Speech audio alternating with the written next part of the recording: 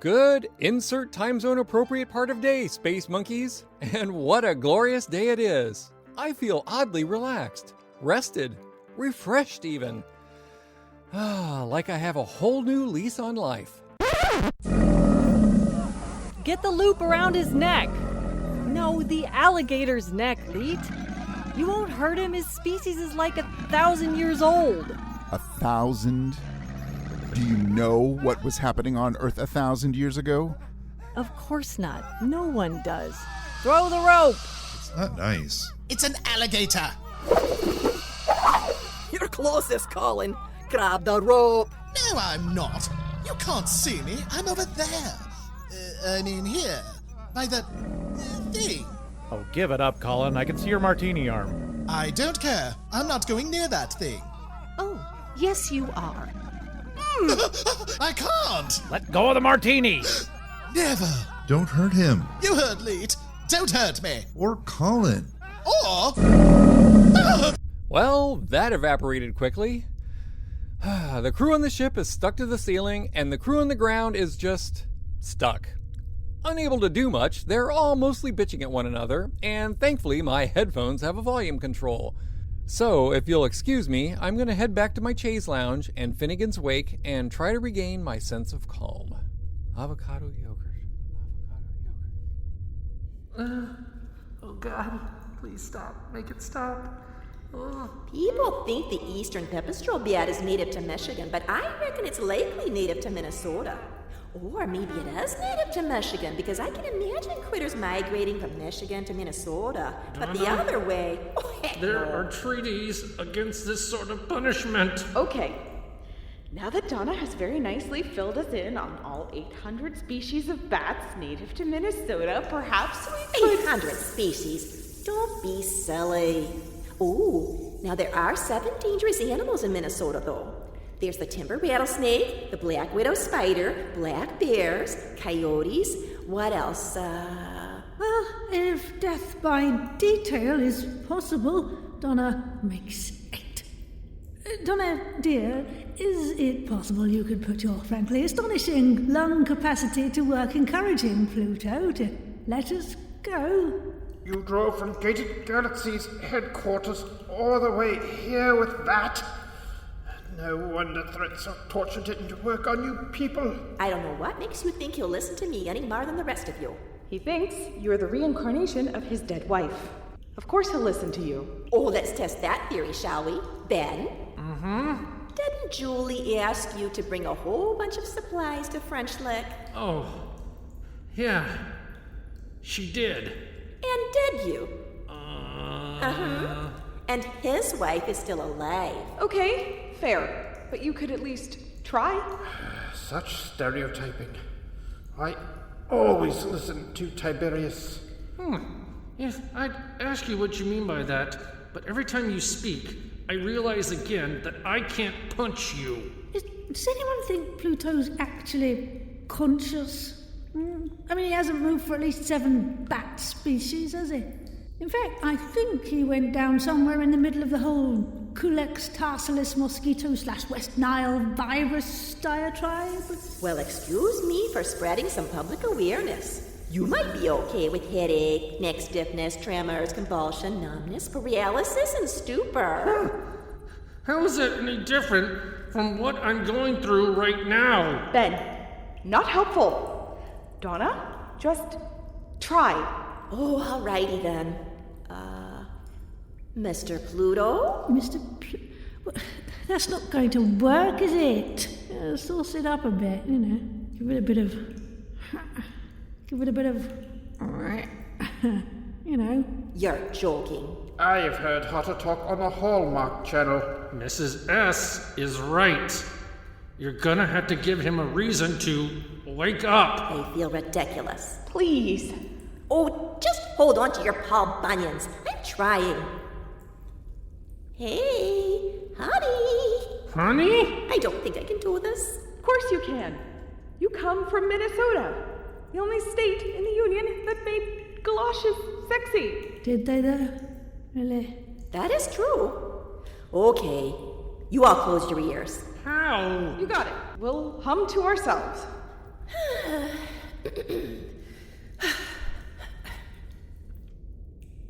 So, hey there, hubby. Sorry I didn't recognize you at first. The gold bodysuit is new. Or is it?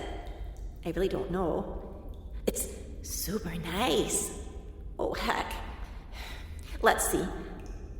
I like the hoof. Very walk on the wild side. With one foot, anyway. Or hoof. So it's sorta wild side, team side, wild side, team side. Sorry to interrupt. This is you being sexy, is it, Donna? 'Cause, You're not supposed to be listening. why not?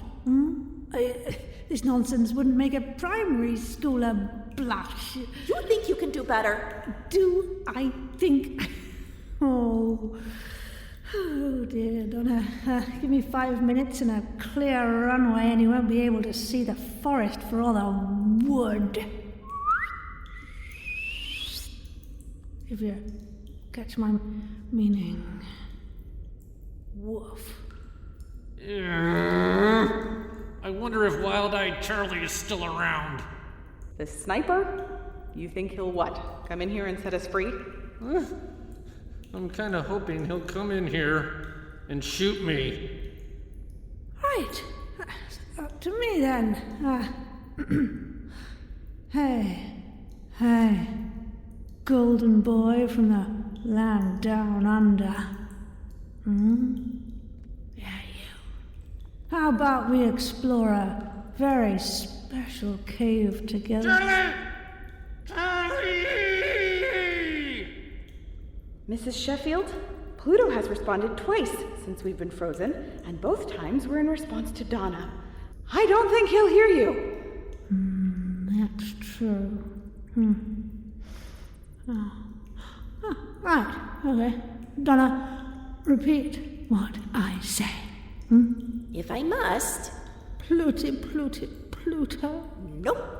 Look, you have to have some kind of playful little endearment.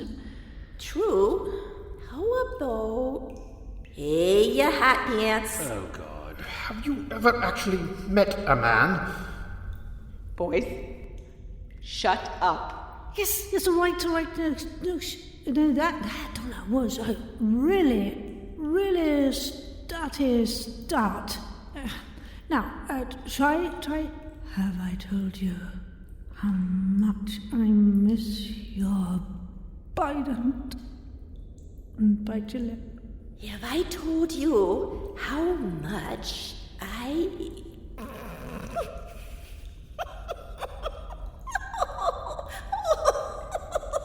Oh, heck, folks, this is not gonna work.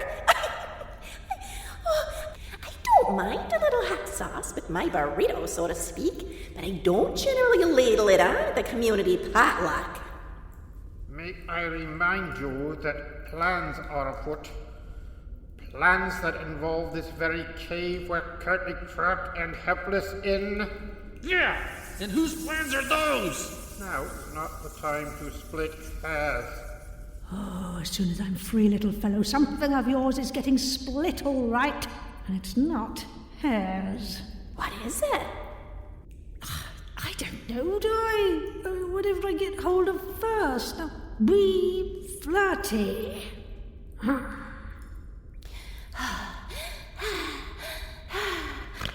No. Sorry. So what are you doing? Sexy breathing. No good? It's okay.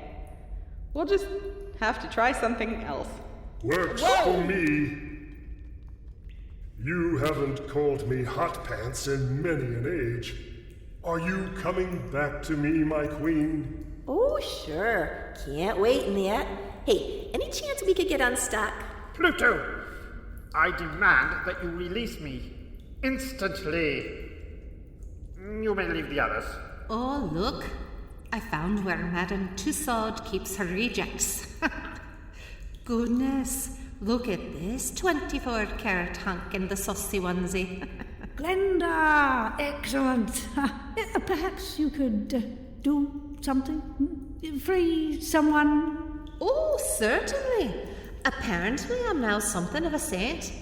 Going around, freeing people. Well, hurry up! You misunderstand still life with stupid. I already did. Just not you. Well, hot sausage gravy, if we haven't stumbled into the low-rent section of the Louvre. Come on now, hugs all around. Oh, wait, you can't move. Well, that there is a pity. They say hugs are good medicine. Well, let's get a move on, Glenda. Tiberius waits. Ow! Damn it! What's that for? They're still soft. That's good. And warm. Thanks? Oh, she just means the plants will eat you. Ta-ta, mate! I'm out! Well, that was a fun little reunion. Alrighty, Pluto. Fun time's over. If I remember my mythology right from MCCACEC, you were also sometimes called Summoners. Is that right? Yes. Well, if you ever want to play Summonos and the Maiden again... Whoa! Wasn't expecting so right this time. Oh my god, this is great. But I still got it. Follow me! Wait! What just happened? Summonus is the god of nocturnal thunder, if you catch my meaning. Ew. Hurry up, no! Well, now I have to go wash my brain out. Ugh. The things I did not want to know but have been forced to learn are starting to pile up. Back on the Oz 9. Colin, if you bump into me one more time... How exactly am I supposed to avoid it? You have superpowers? Use one. Oh yes, what a magical idea. Perhaps my face flashlight. That'll be handy. Or shall I fire up the eye lasers and kill us all? No, I know. I recently discovered that when I hum, I can make very small things float. So if anyone is in desperate need for a pencil, do give me a shout. There aren't nearly enough floating things on this ship. I'm hungry. What are you looking at me for? No reason. Are you all metal? Yes. Olivia? It's not my fault. Back to that, are we? You lot are never happy. Olivia, the gravity's gone off. Olivia, the food is poisonous. Olivia, there's a bomb on board, or a vampire, or a raging mob of killer plants. Olivia, there's a hole in the side of the ship. What? Hypothetically. Send the aunts. They'll take care of it. Again. Again? May I ask my question now? Olivia, where is Leet? Did he get Albert safely back to the bioswamp? Yeah, that was weird. He looked like a giant child with an alligator-shaped balloon on a string. Albert did get a bit of revenge once he was floating free and overhead in the bioswamp. Leet's just having a shower. Incidentally, did anyone hear a weird grinding noise last night? It kept me up until I put my earplugs in. Sounds like some sort of industrial sander. Oh yeah, that was Leet. Oh, not another art project. Oh, I hope not. I have dozens of statues of me as it is. Me thinking, me eating, me reading, me... never mind that one. He even made an entire chess set of all, yes, you guessed it, me. That sounds rather lovely. We should play with you sometime. Well, all the pieces are kings, and it's creepy. This noise is different, though. Bigger.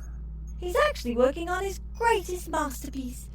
That noise is his chest polisher. His... what? Chest polisher. I think last night was the first time he's fired it up. All those poisons we had in the air kept him shiny until lately, but he says he needs a burnishing. It's just charging at the moment. Noisy, isn't it? He thought he was off to help found a brave new world, so he brought his chest polisher. Yeah, and how many gallons of that voice-protecting gargle wash did you bring? And you didn't even think you'd wake up. Well, I am always Oh, that hurt. The gravity has returned. How did I ever survive without a computer? You didn't. You're a robot copy. This is how it's going to be between us from now on, is it? I reckon. What's the story here, Olivia? Why did the gravity turn back on? I dunno, do I? You're a computer. Figure it out. So's your fancy watch. Why don't you ask it? Hey, everybody. Oh! Good God, man, turn that thing down. My eyes. My retinas! Any chance you could turn that down? Nope. You'll get used to it in a minute. I set my polisher to high. Well, dermabrasion is clearly an effective way to remove dead skin cells. And yet, Colin is still here. Very funny. Did you also blow dry your hair? Yeah. You know how hard it is to take a shower with no gravity? I ended up filling my spacesuit with soapy water and doing cartwheels in the hallway. Maybe next time go a little easy on the shiny. Olivia, you got a read on our gravity situation? Olivia? Give her a minute. She's mesmerized. Oh, meanwhile, where is the French poodle? He slipped out a while back. Said he had to check on something. What could he have to check on? He doesn't do anything. Ooh, do you reckon it's whoever's in his bunk? That's whomever. Whoever is in his bunk? Whomever. You really can't resist, can you? Grammatical Tourette's. It's a thing. Is it, though? Could we get back to the point? Of course. Our apologies, Captain. The Albatros and I are pretty certain Frise has released someone from their pod and secreted them in his bunk. What about MRDR? We think whomever it is might have come from Pod Bay 3. So there's no murder protocol. Pod Bay 3? Where my wife is? And you didn't think to tell me? Did you confront him? We tried, but he just holed up in his bunk and refused to come out. So what did you do? Well, I had brownies in the oven. I remember those. They were more sort of greeny pinkies, really. Brownies. Would you have preferred I ignore them and let them burn, potentially setting the ship on fire? You mean like your first 11 batches of kudzu bread? Privileged information. Means nothing to you, does it? Of course it does. It means I am privileged to have all the information. Who else knew about this? Well, I was in the middle of studying a journal of alien species I found in the library. We don't have a library. Or journals. You were napping off a bad blowfish. Stare at Leet some more, will ya? Dr. Theo? I was doing research. I was studying. Yeah. It was time for Tai Chi, yes. Fine. I was working on my novel. So not one of you thought, perhaps Colin might like to know that his wife has potentially been resurrected and is currently bunking with an assassin. Well, it's just an outline at the moment. I've only started writing it. My novel, that is. But I'm not telling you anything more. I don't want to endanger the creative process. Look, Colin, we honestly weren't sure that you wanted to know. Oh, okay. Well, since you insist. I only have about 300 pages so far. Okay, it takes place on a windswept moor in the late 20th century. Or possibly in the New York Stock Exchange after a nuclear winter. Weren't sure I wanted to know. You can't be serious. The hero is a rather ordinary-looking research scientist. If you wanted her awake, you could have done it yourself, but you didn't. So we figured... Oh, you figured, did you? I figured you'd just keep it a secret. Maybe let me stumble on her in the kitchen. No worries that Frise has likely thought her out for some nefarious purpose and is holding her hostage. And our hero's research is stolen, and he realizes it could be employed in a scheme to take over control of governments, even the world. But that's all I'm saying. You won't drag another word out of me. No. We would have told you. And me, I hope. You? Why? I'm the captain. Okay. Just one last thing, but only because you're so insistent. My goodness. All right. Our hero has an almost magically compelling voice which, combined with his robust intellect, casts a sort of spell on everyone he meets. He's not going to stop until someone asks, you know. All right, so you're writing a novel, huh, Doc? What kind of story is it? Murder mystery? It's a romance, actually. Romance. How interesting. What is it called? It's called Love, Gravity, and Anchors, a study of irresistible things that will ultimately drag you down. Aha. Working title, huh? No. Why do you ask? This is all fascinating, and I'd love to read it when it's done, but perhaps we could return to the fact that there's someone we don't know in Frise's room. Apologies, Captain. I didn't realize my mentioning my novel was going to create such a stir. Greg and the 778 are nearly charged back up, Captain. Good. Smart idea to tether them with power cords. Leet, how about you and Emily and Howard go fetch Frise and his guest? Hostage. Okay, and bring them to the bridge. Could someone wake up Dr. von Haber-Zetzer? How the hell did he manage to sleep through the gravity coming back on? Hey, Doc? Doc? Oh, where was I? Oh, tremendous! I have clearly solved the problem. Problem? The gravity. We are on the floor. What did I do? Nothing. Don't be ridiculous. That is the floor beneath my slippers, and up there I spy the ceiling. Well done, Friedrich. Now, what is next, I was just telling everyone about the novel I'm writing. Oh, a novel. How exciting.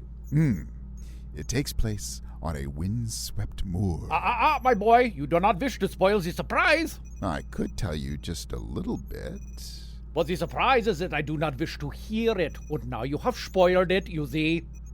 So, we are off to Monsieur Frise's room, yes? How do you know that? I thought you were asleep. Ah, yes, well, my mind is always alert, Captain. That is the mark of a true scientist. Even asleep, I am capturing the little informations flying about like the little thunderbugs. Lightning bugs. Leet, my boy, do not correct a scientist when he is on a roll, eh? That is how you get DDT and banana yogurt and such horrors.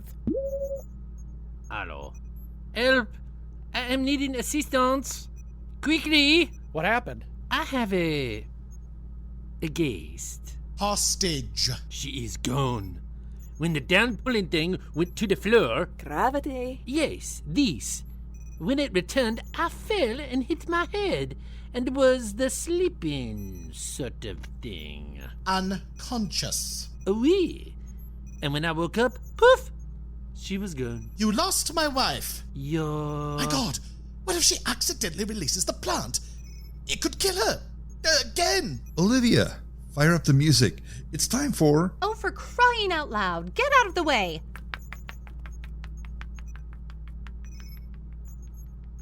Okay, she's fast. But is it heroic? Heroic running for real. I'll fly this way. Someone get on Greg and go that way. I could go by myself, you know. I'm not actually a zebra. I'll go with you. I used to have a very good seat, I'll have you know. I wonder if we could get you a saddle. No. Fine. Just a thought. Damn, I look damn good in jodhpurs. Would you just get on already? Everyone else is gone. All right, hold on. You sure you're not up for a saddle? Even a dainty little English style? You owe me one for that trivia game the other night. Where the hell did you get those questions? Now I have to do the washing up for a month. So what? We don't have any food. Besides, how the hell was I supposed to know the captain of a spaceship had never heard of the phalangeal asteroid belt? Oh, for crying out loud. Climb up on the console. Just watch the buttons. You could kneel down. Or we could wait for gravity to turn off again. Just put one foot there. There! I can't see where I'm putting my feet. Apparently. Okay, now stand up. And when I get closer, get on my back. Ready? Hang on. Ready.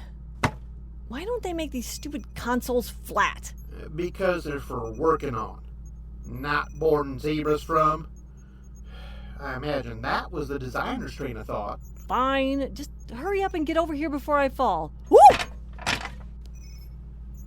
Alarm. Alarm. Alarm. Greg? What did I just step on? Alarm. Crap. Alarm. Alarm.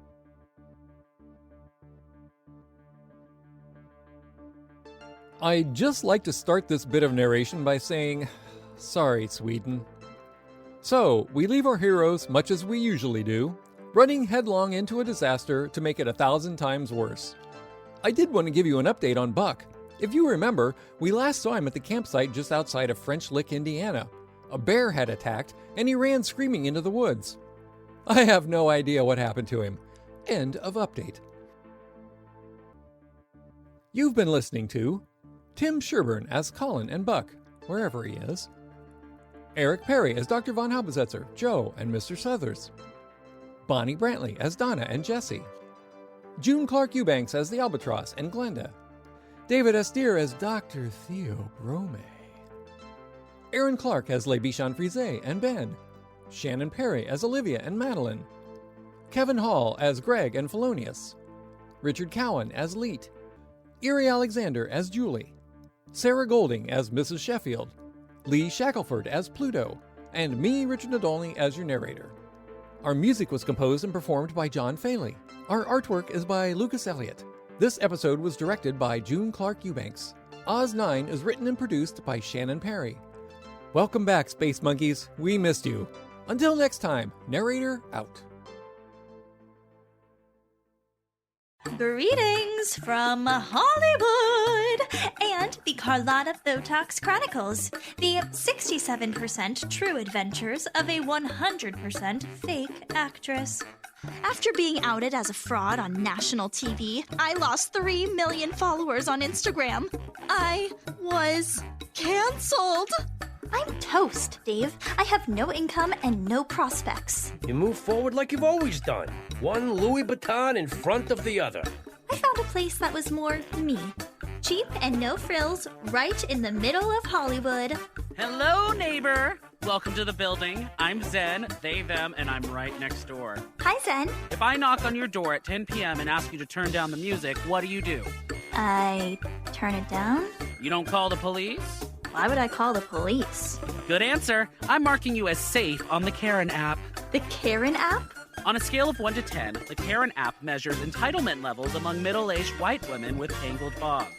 Gird your loins for the Carlotta Thotox Chronicles. Available wherever you listen to pods. It's not my fault. Yes, sod it.